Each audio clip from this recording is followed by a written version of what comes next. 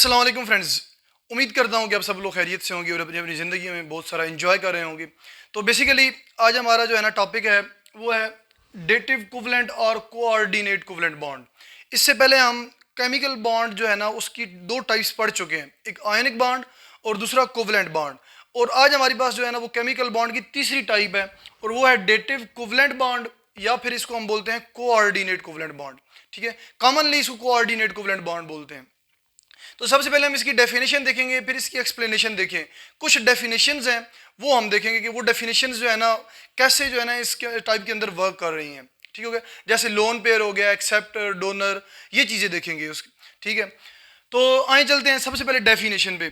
The type of covalent bonding in which the bond pair of electrons is donated by one bonded atom only. इसका मतलब ये है कि definition में ये बता रहा है कि इस टाइप की बॉन्डिंग के अंदर एक कंप्लीट बॉन्ड पेयर, एक कंप्लीट इलेक्ट्रॉन पेयर, आप कह सकते हैं कि इलेक्ट्रॉन पेयर यानी कि दो इलेक्ट्रॉन, एक एटम अपने दोनों इलेक्ट्रॉन यानी कि दूसरे एटम को दे देता है। एक एटम के पास इलेक्ट्रॉन ज़्यादा होते हैं और दूसरे एटम के पास इलेक्ट्रॉन क्या होते हैं, कम होते हैं। इस तरह जिसके पास ज़्यादा इलेक्ट्रॉन होते हैं वो दूसरे एटम को दे देता है जिसके पास इलेक्ट्रॉन कम होते हैं। अब करता होता है क्या, इसमें एक इलेक्ट्रॉन की ट्रांसफ़र नहीं होती, इसमें पूरे दो इलेक्ट्रॉन, ठीक है ना, जो कि एक लोन पेयर की फॉर्म में होते हैं एक एटम के ऊपर। लोन पेयर क्या होता है वो आगे चल के बताता हूँ। तो दो इलेक्ट्रॉन एक एटम के ऊपर होते हैं, वो एटम अपने दोनों इलेक्ट्रॉन, ठीक है ना, जब उसको डोनेट करता है एक ऐसे एटम को जिसके पास अपने इलेक्ट्रॉन क्या होते हैं, कम होते हैं, तो इसके बीच में एक बॉन्ड बनता है। ठीक है, उसे हम क्या नाम देते हैं, कोऑर्डिनेट कोवलेंट बॉन्ड का नाम देते हैं। अब चलते हैं आगे। सबसे पहले मैंने डोनर और एक्सेप्टर की बात की है अभी, तो डोनर, एक्सेप्टर और लोन पेयर, ये तीन डेफिनेशंस देख लेते हैं, उसके बाद आगे चलते हैं एग्जांपल पे। ये एग्जांपल से जो है ना कोऑर्डिनेट कोवलेंट बॉन्ड की एक्सप्लेनेशन करनी है हमने। ठीक है, यानी कि एग्जांपल दे के, दो एग्जांपल मैंने दिए हैं, एक ये वाली और एक ये वाली, ये दो एग्जांपल दे के मैं एक्सप्लेन करूंगा कोऑर्डिनेट कोवलेंट बॉन्ड क्या है। उससे पहले तीन चार डेफिनेशंस हैं, तीन डेफिनेशंस हैं, ये डोनर, एक्सेप्टर और लोन पेयर। ये समझ ले कि डोनर, एक्सेप्टर और लोन पेयर का क्या मतलब है। डोनर, इसको हम डोनर एटम भी बोल सकते हैं। The atom which donates the electron pair is called donor atom. अब मैंने आपको बताया कि जिस एटम के पास इलेक्ट्रॉन ज्यादा होंगे, ठीक है, वो क्या करेगा, अपने इलेक्ट्रॉन डोनेट करेगा। ठीक है, जिस तरह पाकिस्तान के अंदर कोई अमीर बंदा है, उसके पास पैसे ज़्यादा होते हैं तो वो गरीब आवाम को पैसे देता है, यानी कि पैसे डोनेट करता है, अपने किसी हॉस्पिटल में डोनेट करता है या किसी और जो है ना वेलफेयर सोसाइटी में डोनेट करता है। इसी तरह एटम जिसके पास इलेक्ट्रॉन ज़्यादा होंगे वो अपने इलेक्ट्रॉन डोनेट करेगा, उसे कौन सा एटम बोलेंगे, डोनर एटम बोलेंगे। The atom which donates electron pair is called donor atom. आगे acceptor, the atom which accepts the electron pair is called acceptor atom.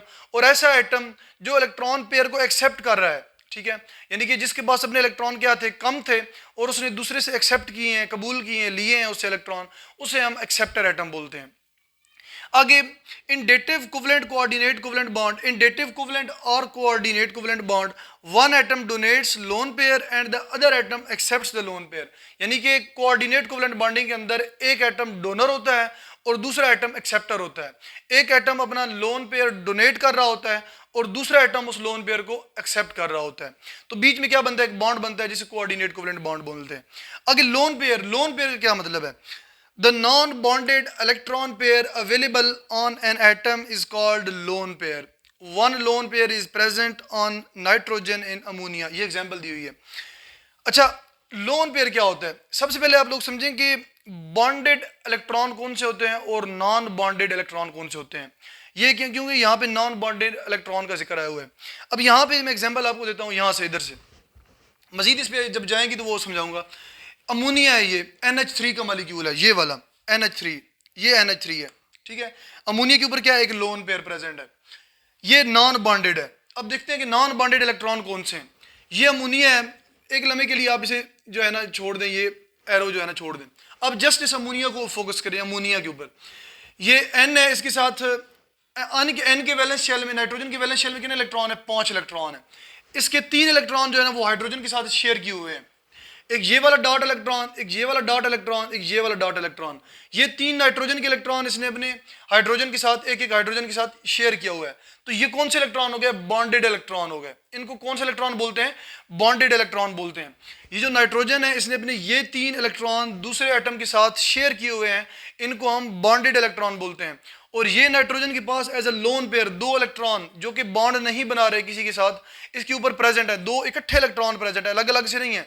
अब देखें तो ये इलेक्ट्रॉन अलग अलग से हैं, ये अलग से है, ये अलग से है, ये अलग से है, ठीक है, ये तीनों इलेक्ट्रॉन बॉन्डेड इलेक्ट्रॉन अलग से हैं। लेकिन ये वाला जो लोन पेयर है ये बॉन्डेड नहीं है, ये किसी के साथ उसने अभी तक शेयर नहीं किया, जस्ट अमोनिया, ठीक है ना, अमोनिया की फॉर्म में है। तो ये जो लोन पेयर है ये ऐसे ही इलेक्ट्रॉन नाइट्रोजन के ऊपर प्रेजेंट है, इसको हम लोन पेयर बोलते हैं। इसी तरह एक और एग्जांपल देता हूँ वाटर की।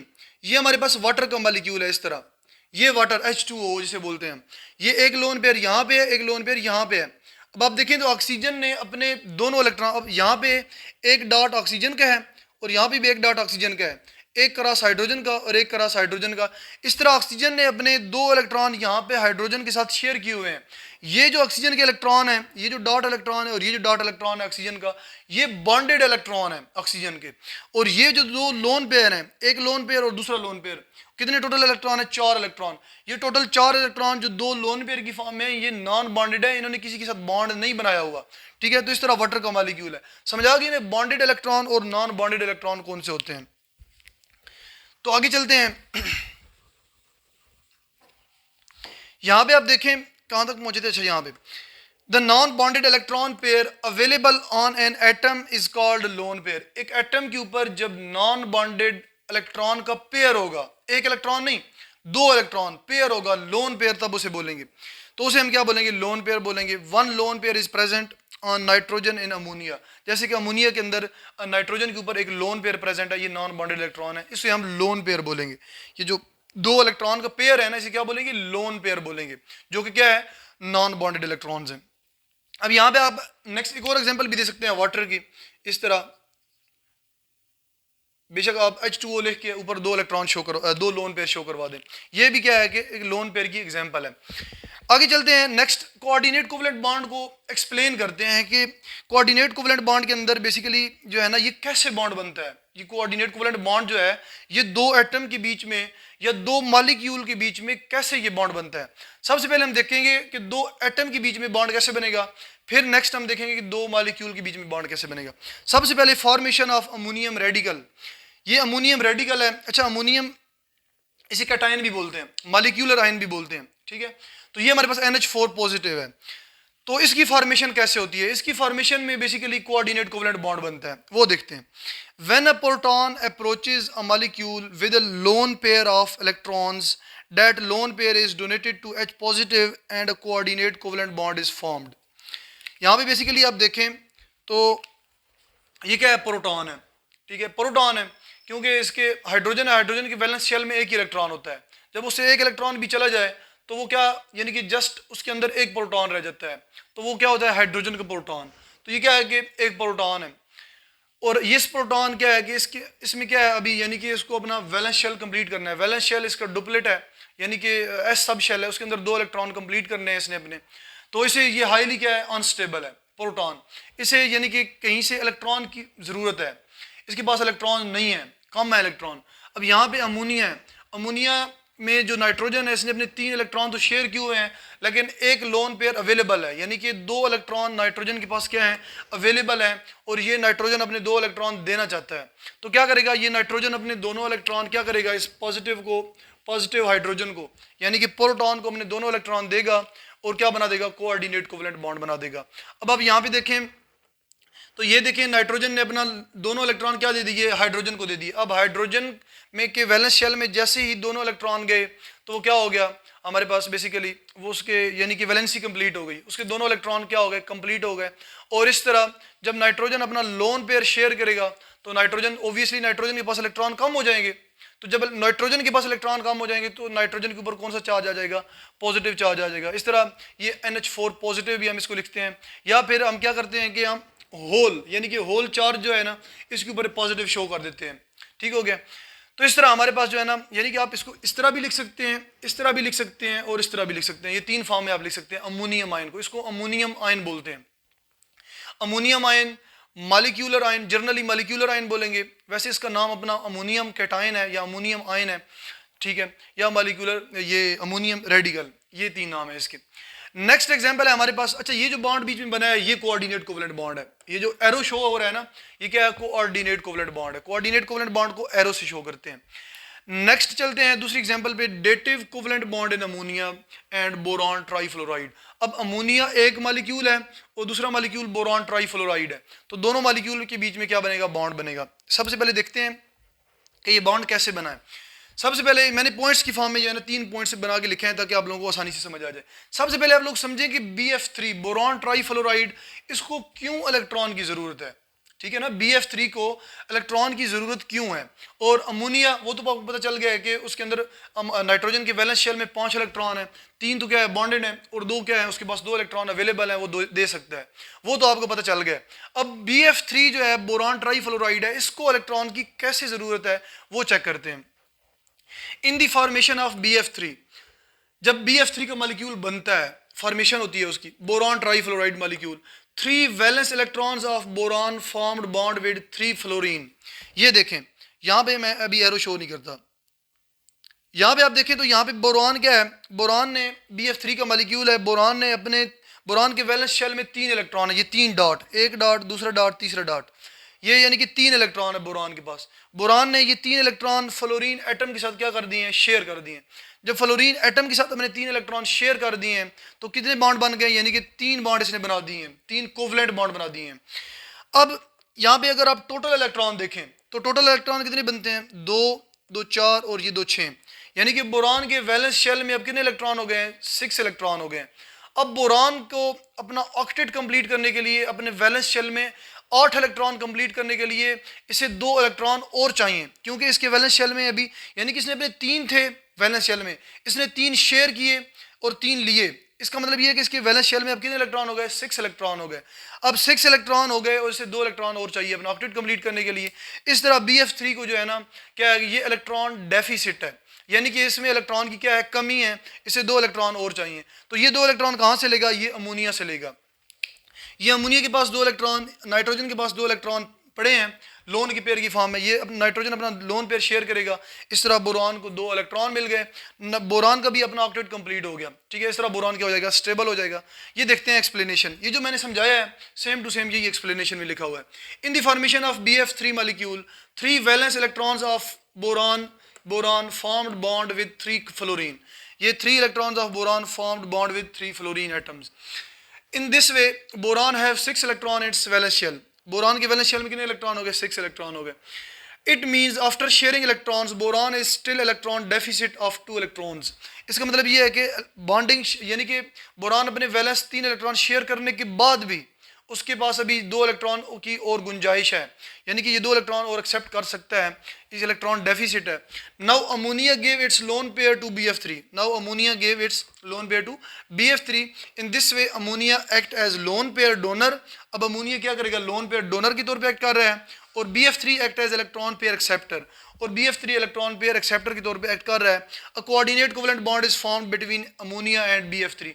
इस तरह अमोनिया और BF3 की जब दोनों को आपस में मिलाएंगे, अमोनिया अलग से पड़ा है, BF3 अलग से पड़ा है, दोनों केमिकल को जब आप मिलाएंगे तो इस तरह जो है ना उनके बीच में क्या बॉन्ड होगा, कोऑर्डिनेट कोवेलेंट बॉन्ड बन जाएगा। ये आगे मैंने शो किया हुआ है। अब यहाँ पे नेट चार्ज 0 है। अब आप देखें जैसे ही, वैसे ये BF3 जो है ना क्या है, न्यूट्रल है, ठीक है ना। ये BF3 अलग से देखें तो क्या है, न्यूट्रल है। अमोनिया भी अलग से देखें तो क्या है, न्यूट्रल है। जब अमोनिया अब ऑब्वियसली न्यूट्रल से अपना लोन पेयर दे देगा तो अमोनिया के ऊपर पॉजिटिव चार्ज आ जाएगा, क्योंकि अमोनिया अपने दोनों इलेक्ट्रॉन दे रहा है, तो अमोनिया के ऊपर कौन सा चार्ज आ जाएगा, पॉजिटिव आ जाएगा। क्यों, पहले वो न्यूट्रल था, उसके पास इलेक्ट्रॉन थे, हम मानते हैं, लेकिन वो क्या था, न्यूट्रल था, उसके पास नंबर ऑफ प्रोटॉन और इलेक्ट्रॉन सेम थे, न्यूट्रल था। लेकिन उसने अपना लोन पेयर जब दे दिया, इलेक्ट्रॉन 2 इलेक्ट्रॉन दे दिए, तो उसके ऊपर तो पॉजिटिव चार्ज आ गया। तो इस तरह नाइट्रोजन के ऊपर क्या आ गया, पॉजिटिव चार्ज आ गया। और बोरॉन BF3 पहले क्या था, यानी कि वो भी न्यूट्रल था, बेशक उसके पास 2 इलेक्ट्रॉन की और गुंजाइश है, लेकिन वो क्या था, न्यूट्रल था, उसके पास नंबर ऑफ प्रोटॉन और इलेक्ट्रॉन वो टोटल क्या थे, इक्वल थे। लेकिन उसने जब नाइट्रोजन से 2 इलेक्ट्रॉन ले लिए, जब नाइट्रोजन से 2 इलेक्ट्रॉन ले लिए तो ऑब्वियसली वो क्या हो गया, नेगेटिव हो गया, नंबर ऑफ इलेक्ट्रॉन ज्यादा हो गए, यानी कि BF3 में नंबर ऑफ इलेक्ट्रॉन क्या हो गए, ज्यादा हो गए, और उसके ऊपर क्या आ गया, नेगेटिव चार्ज आ गया। इस तरह इसके ऊपर पॉजिटिव चार्ज आ गया, इसके ऊपर नेगेटिव चार्ज आ गया, तो पॉजिटिव और नेगेटिव क्या कर देते हैं, एक दूसरे को कैंसिल आउट कर देते हैं। इस वजह से चार्ज, नेट चार्ज क्या हो गया, 0 हो गया। यहाँ पे देखें तो यहाँ पे H पॉजिटिव है, ठीक है ना, यहाँ पे न्यूट्रल मॉलिक्यूल नहीं है, यहाँ पे दोनों मॉलिक्यूल न्यूट्रल हैं, ये वाला मॉलिक्यूल भी न्यूट्रल है, ये भी न्यूट्रल है, इस वजह से एक के ऊपर पॉजिटिव आया और दूसरे के ऊपर नेगेटिव आया, चार्ज कैंसिल हो गया, total charge net charge zero हो गया। ये बुक में नहीं लिखा हुआ, ये मैं अपने पास से समझा रहा हूँ ताकि आप लोगों को समझ लगे। आप लोग सोचेंगे कि वहाँ पे तो ऊपर पॉजिटिव चार्ज आया हुआ है और यहाँ पे नहीं आया हुआ, तो ये क्या रीज़न है। तो बेसिकली यहाँ पे अमोनिया तो न्यूट्रल है, लेकिन H पॉजिटिव क्या है, न्यूट्रल नहीं है, उसके पास इलेक्ट्रॉन की कमी है, उस यानी कि इलेक्ट्रॉन उसके पास दोनों इलेक्ट्रॉन जाएंगे तब वो स्टेबल हो जाएगा, न्यूट्रल हो जाएगा। अब यहाँ पे H पॉजिटिव तो क्या हो गया, इलेक्ट्रॉन जैसे ही इसको मिले ये न्यूट्रल हो गया, ठीक है ना। जब ये न्यूट्रल हो गया तो नाइट्रोजन अपने इलेक्ट्रॉन दे दिए, वो पहले न्यूट्रल था तो न्यूट्रल से किस में कन्वर्ट हो गया, पॉजिटिव में कन्वर्ट हो गया। इस तरह जो है ना नेट चार्ज क्या आ गया, पॉजिटिव चार्ज आ गया। तो ये जो है ना आप लोगों को समझाने का मकसद यही था कि ताकि आप लोगों को इसकी डीप अंडरस्टैंडिंग हो। तो इसी के साथ ही मैं अपना लेक्चर एंड करता हूँ। उम्मीद करता हूँ कि ये लेक्चर जो है ना आप लोगों को समझ आया होगा और ये बहुत ही मज़े का लेक्चर था कि कोऑर्डिनेट कोवेलेंट बॉन्ड कैसे बनता है। सबसे पहले डेफिनेशन देखी, फिर हमने देखा कि जो है ना वो डोनर एक्सेप्टर एटम कौन से होते हैं। उसके बाद लोन पेयर का क्या मतलब है, लोन पेयर जो है ना वो क्या होता है। लोन पेयर में ये याद रखना दो इलेक्ट्रॉन इकट्ठे होते हैं, अलग अलग इलेक्ट्रॉन नहीं होते, ठीक है ना। अलग अलग इलेक्ट्रॉन हो तो वो कुछ और रेडिकल होता है वो, ठीक है ना। और वो जो है ना यानी कि वो बॉन्ड में फ़ौरन हिस्सा ले लेते हैं। लेकिन जो लोन पेयर होता है ये स्टेबल होता है, ये ऊपर ही रहता है इसके, ठीक है। बाद में जब कोई और चीज़ आप इसके साथ मिक्स करते हैं, यानी कि जिस तरह यहाँ पे BF3 मिक्स किया अमोनिया के साथ, तब अमोनिया ने अपना लोन पेयर शेयर किया। अदरवाइज अगर आप खाली अमोनिया केमिकल लेते हैं तो उसके अंदर lone pair as a present nitrogen के ऊपर ही रहता है। तो इस तरह जो है ना उसके बाद हमने एक्सप्लेनेशन पढ़ी, ठीक है। ये कोऑर्डिनेट अमोनियम आयन रेडिकल जो है ना ये बना जब, तो इसकी फॉर्मेशन पढ़ी कि इसके अंदर कोऑर्डिनेट कोवेलेंट बॉन्ड कैसे बनता है। और उसके बाद हमने देखा कि बोरान और अमोनिया, बोरान ट्राईफ्लोराइड, BF3 और अमोनिया दोनों केमिकल को जब मिलाते हैं तो उनके बीच में कोऑर्डिनेट कोवेलेंट बॉन्ड कैसे बनता है, यानी दो मॉलिक्यूल के बीच में, दो डिफरेंट मॉलिक्यूल के बीच में कोऑर्डिनेट कोवेलेंट बॉन्ड कैसे बनता है, ये हमने देखा है। तो उम्मीद करता हूँ कि आप लोगों को कंप्लीट समझ आ चुकी होगी। इसके अलावा भी अगर किसी को समझ नहीं आई तो वो इसको 2 से 3 दफ़ा देखें, इंशाल्लाह समझ आ जाएगी। तो अगर मज़ीद समझ नहीं आई तो अपना क्वेश्चन जो है ना वो आप कमेंट सेक्शन में करें, मैं आप लोगों को इंशाल्लाह इसका आंसर करूँगा। तो इसी के साथ ही मैं अपना लेक्चर एंड करता हूँ। इंशाल्लाह मिलते हैं नेक्स्ट लेक्चर में। ओके, अल्लाह हाफिज़।